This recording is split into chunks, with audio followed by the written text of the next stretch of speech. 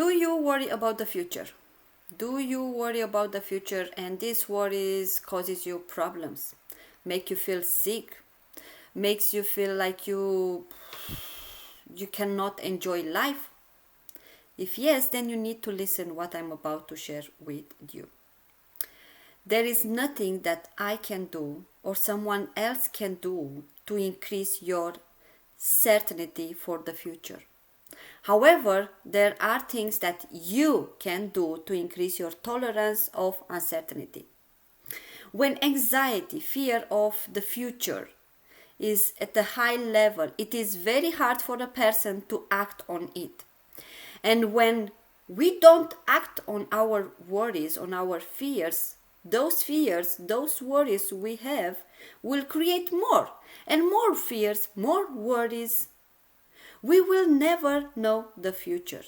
And if we focus on worries instead of solutions, we will create more anxiety, like a snowball. We will never have certainty.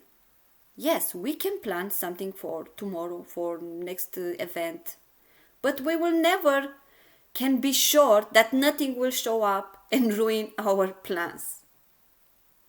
People who think negative, who are more pessimist, who have more worries, who struggle with anxiety, they feel more scared about the unknown. And that's because their mindset, their mind is wired to these things. It is wired to look for danger. It is wired to focus on the negative. Worrying, thinking about the future is not necessarily a bad thing sometimes. Sometimes it's actually good. It is good when we can do something about it that worries us. Now, as I mentioned at the beginning of the video, you can make yourself more tolerant to the unknown. And to do that, I want you to stop doing the things that you are doing now. I want you to stop the thinking in your head. Why? Because your mind will bring more and more worry thoughts, and it will make you feel more anxious. Don't try to avoid worries, because if we avoid them, if we run away, they will come back. And then you develop a habit of worrying. You teach your brain, you train your mind to be anxious, to focus on the negative, to be negative. Sometimes worries are good. Sometimes worries are productive, but sometimes they are not.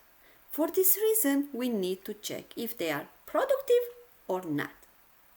If we have worries, fears about the future, if you have worries, fears about the future, I want you to do this. I want you to take a piece of paper, a pen, then take a few breaths. 4 in, 7-second hold, 8 seconds slowly exhale, and do this exercise for 5 times. So 4 seconds breathe in, 7 seconds hold, 8 slowly exhale. Now, why I want you to do this before what I want to share with you? Because a calm body leads to a calm mind. Now, after what you did the exercise, I want you to write down your fears, your worries. This, it will help you see what type of thoughts you have. What are you focusing on? Then take the list and look at it. Look from a little bit of distance. Now, your worries, your anxious thoughts are there. And you are over here. Separated, okay? Now, on each of your worries, of your fears, I want you to check and write: in my control, out of my control. Why? Because we don't have control over everything in our lives. And when we focus on the things we cannot control, makes us anxious. For this reason, you need to focus, you need to put your energy into the things that you can control.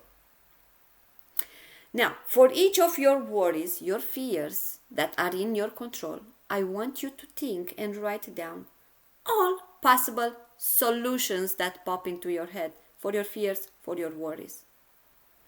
And then write down what are the actions, the things you need to do, you need to take.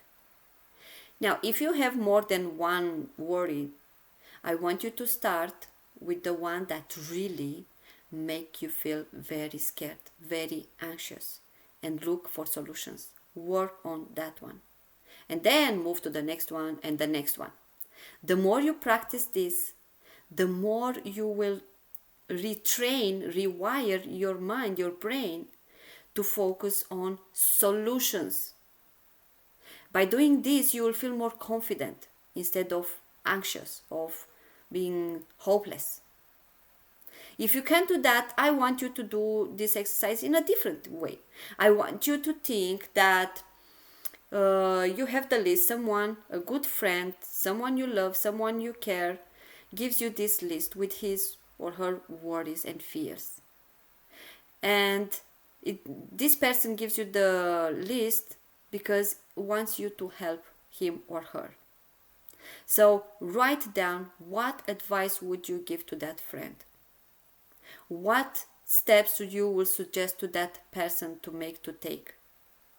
After what you did the exercise, I want you to apply what you wrote on the paper for that person. Believe me, this really, really helps. Now, don't forget that if your child has a worry, you can use the same idea. Share with your child the same steps that I just shared with you in this video. I really hope this video helps someone. Thank you very much for taking the time to watch the video.